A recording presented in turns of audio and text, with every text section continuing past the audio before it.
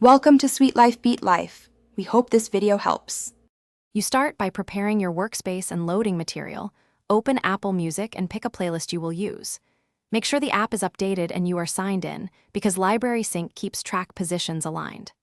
Once your tracks are in, analyze tempo and set a reference BPM so transitions stay musical. This first step matters because clean, consistent metadata, tempo, key, lets the mixer align beats and avoid clashes as you proceed. Once tracks are loaded, move into precise beat alignment and sound shaping. You enable tempo sync, nudge start offsets in milliseconds, and check beat grids so downbeats match. This prevents phase issues. Then sculpt tone with EQ and filters, add reverb sparingly, and set gain staging so peaks never clip.